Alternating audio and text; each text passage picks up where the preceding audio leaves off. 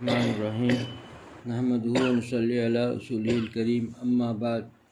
دوستو عزیزو، دنیا میں آج ہر آدمی پریشان ہے، اور پریشانی کی وجہ یہ ہے کہ اس نے جو تدبیر کرنی تھی وہ تدبیر چھوڑ دی۔ آدمی کو تدبیر ضروری ہے۔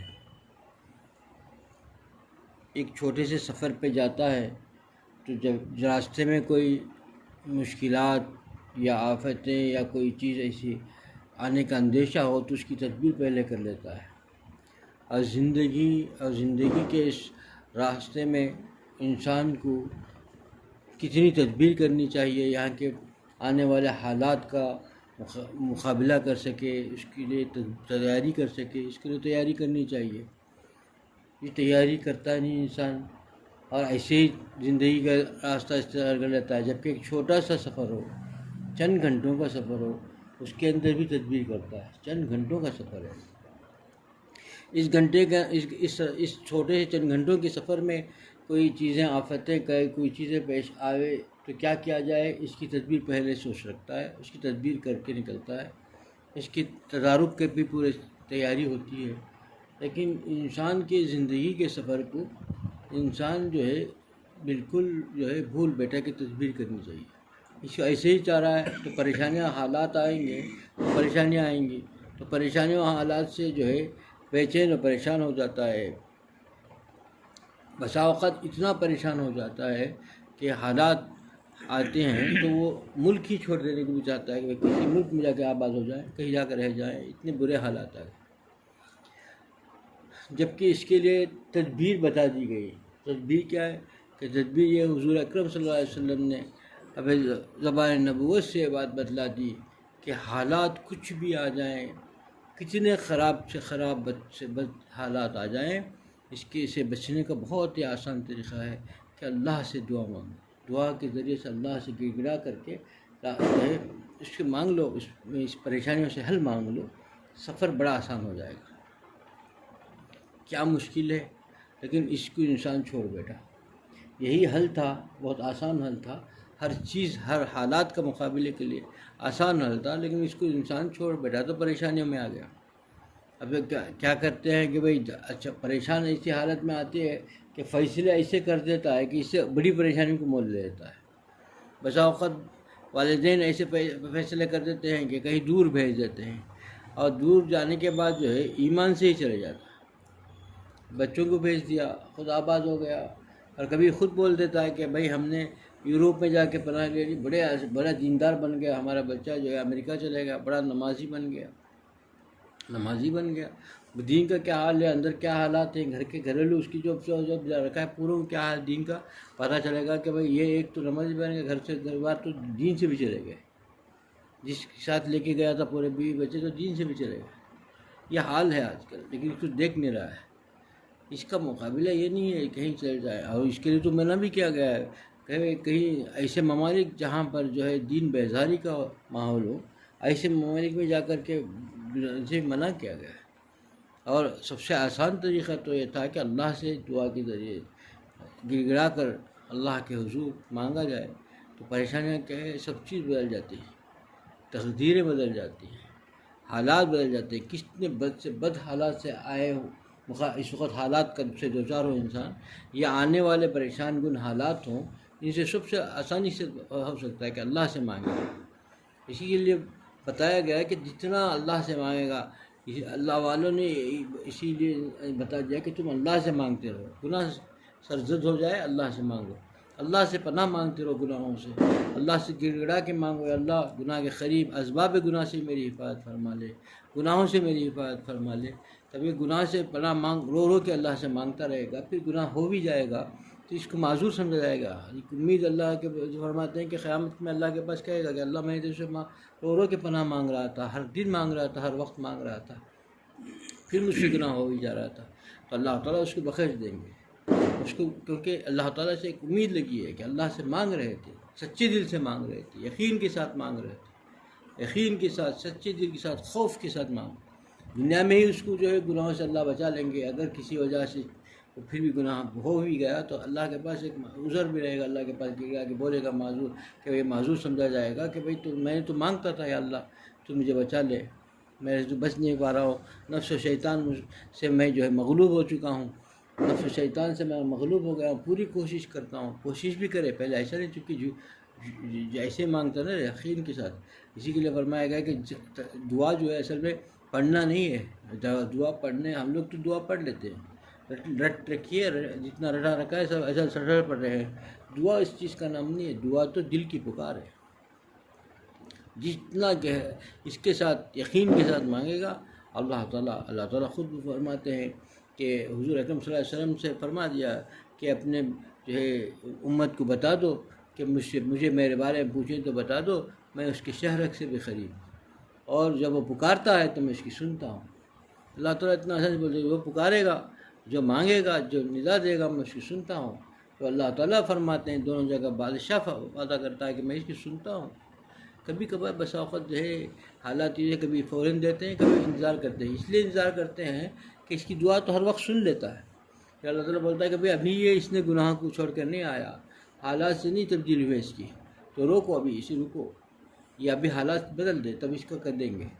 جو مانگ رہے وہ دیں گے۔ تو کبھی ذرا حالات بدلنے تو اس کے حالات ابھی نہیں بدلے ہوئے، پکار رہا ہے، مانگ تو رہا ہے چیزیں، لیکن اپنے حالات اور زندگی کو نہیں بدلا ہے، ابھی حالات اور زندگی بدل دے تو جو مانگا وہ دے دیں گے۔ کبھی اللہ تعالیٰ روکتے ہیں، کبھی فوراً دیتے ہیں، کبھی روکتے ہیں کہ رکو ابھی دیں گے، اس کو رکاؤ، اس کا رکھو، اس کی قبول کر لے، لیکن ہم دیں گے ذرا تھوڑی سی انتظار میں کہ ابھی ان کے حالات بدل دیں۔ لیکن بندہ ہے کہ مانگتا رہے، اللہ سے گڑا کے مانگتا رہے، اور مانگنے کا انداز وہی ہو کہ بھئی ایسا انداز ہو کہ بھئی اس کے لیے فرمائے کہ تضرع کے ساتھ ایسا مانگے، ایسا گڑائے کہ اللہ تعالیٰ جو متوجہ ہو جائے۔ کیسا مانگنا ہے، طریقہ کیا ہے؟ حجاج بن یوسف کے واقعات میں لکھا ہے کہ حجاج بن یوسف ایک دن طواف کرنے نکل گیا، ظالم بادشاہ، دیکھا تو ایک نابینا آنکھوں سے جس کی بینائی نہیں تھی، اللہ سے مانگ رہا ہے، بینا ہی مانگ رہا ہے، اور مانگ کے انداز رہا ہے، مانگ کچھ نہیں، مانگ رہا ہے، پکار رہا ہے، مانگ رہا ہے۔ تو حجاج بن یوسف کو غصہ آ گیا، وہ تو تھا ہی ظالم، اس نے کہا کہ بھائی تو کیسے مانگ رہا ہے، کیسے آواز سے مانگ رہا ہے، کیسا بے اطمینان اندر سے مانگ رہا ہے، تو مانگ رہا ہے، آنکھوں کی بینائی مانگ رہا ہے، تو کس انداز سے مانگ رہا ہے، جیسے تو مانگ رہا ہے اگر میرے طواف ختم ہونے سے پہلے تیری بینائی نہیں آئی تیرا سر قلم کر دوں گا، اس نے بول دیا اس کی آواز کر کے۔ اب اس کی حالت جو تھی، اب تک تو آنکھ کی بینائی مانگ رہا تھا خدا سے، اب تو جان کے لالے پڑ گئے، اب تو جو حجاج بن یوسف ظالم تھا کہ جو کہتا تھا وہ کرتا تھا، کبھی کسی کو دیکھتا نہیں تھا، اتنا ظالم تھا۔ اب اس وقت اس کی کیفیت کیا ہو گئی، ایسا رونے لگا اللہ سے کہ اب تو جو قریب مانگ رہا تھا، تھوڑی دیر پہلے سے مانگ ہی رہا تھا، وہ پہلے سے طواف کرے، اب جو کیفیت تھی جو آنکھ کی مانگنے کی، وہ مانگنا ہی الگ ہو گیا۔ پھر کیا ختم ہے کہ بھئی طواف کتنی دیر لگتی ہے طواف کرنے میں، اور طواف ختم ہونے تک اگر آنکھ تیری نہیں آئی تو سر قلم کر دے گا،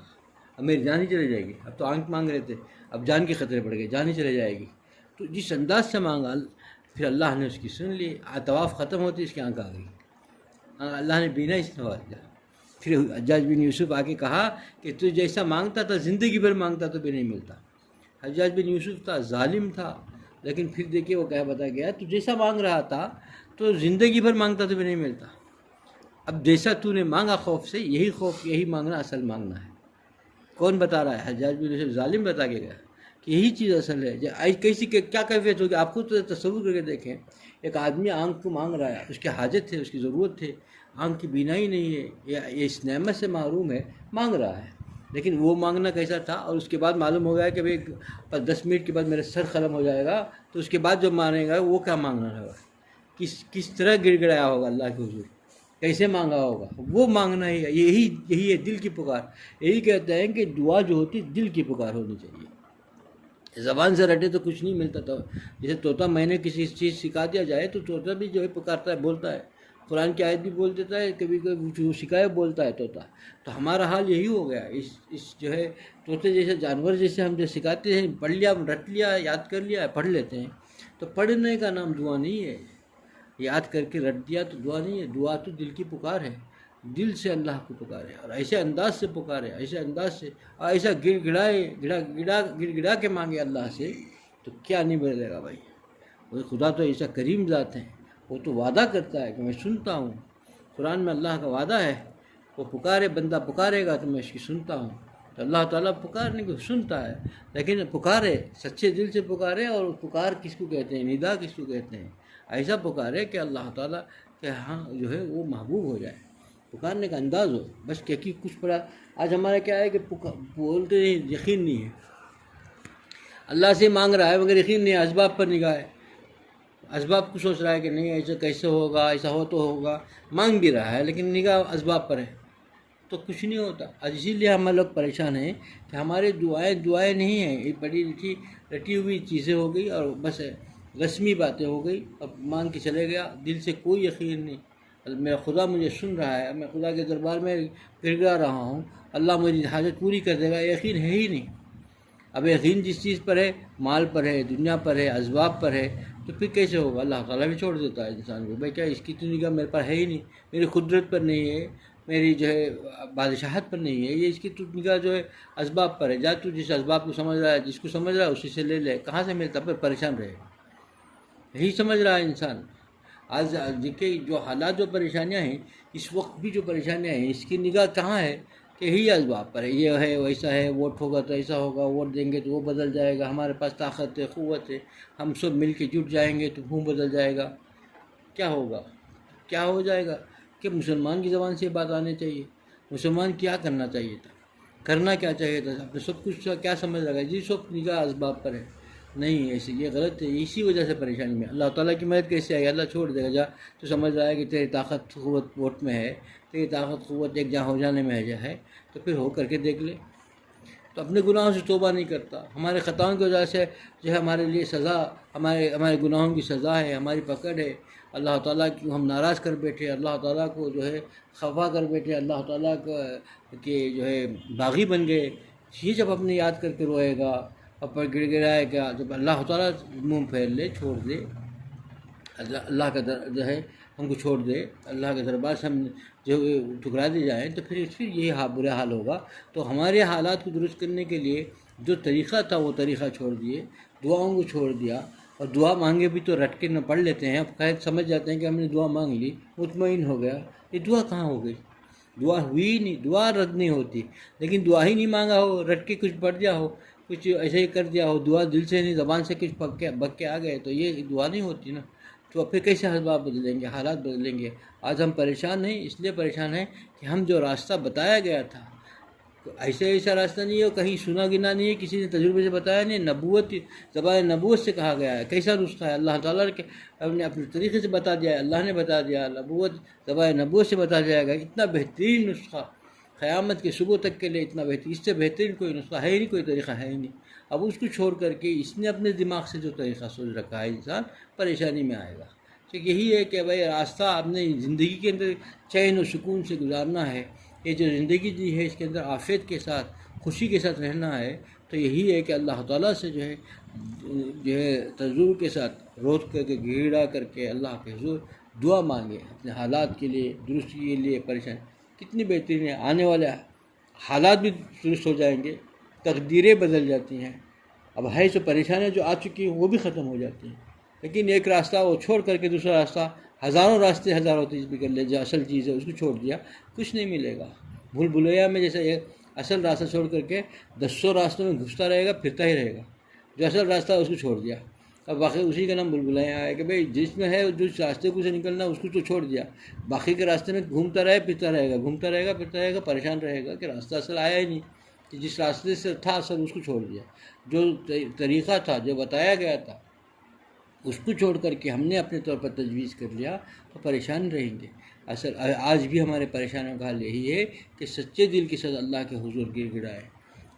وقت نکالے، ہر وقت ہماری زندگی کے حالات کیسے بدلیں گے؟ ہمارے لیے اپنی زندگی کے حالات بدلنے کے لیے وقت نہیں ہے، بیٹھ کر سوچ کر کے گھنٹوں بیٹھ کے سوچتا رہے گا، تدبیریں کرتا رہے گا، پریشانی اٹھاتا رہے گا، روتا رہے گا، لیکن کبھی اللہ کے حضور ہاتھ اٹھا کر رونے کی توفیق نہیں، اللہ سے مانگنے کی توفیق نہیں، اللہ تعالیٰ کے حضور کہنے کی توفیق نہیں کہ اللہ تو اپنے فضل سے ہمارے گناہوں کو نہ دیکھ، تو اپنے شان کریمی کو دیکھ لے، تو ہمارے پریشانیوں کو دور فرما دے، کہنے کی توفیق نہیں ہوگی، پھر کیسے دور ہوں گی ہماری پریشانی؟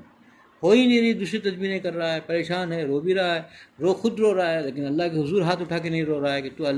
تو پریشانیاں دور کر دے، اللہ سے مانگ نہیں رہا ہے، اللہ تعالیٰ کی مدد نہیں مانگ رہا ہے، اللہ تعالیٰ سے اس پریشانی کو دور کرنے کے لیے اللہ کے حضور گر گڑا نہیں رہا ہے، تو پریشانی نہیں دور ہوگی، ہم پریشان ہی رہ جائیں گے۔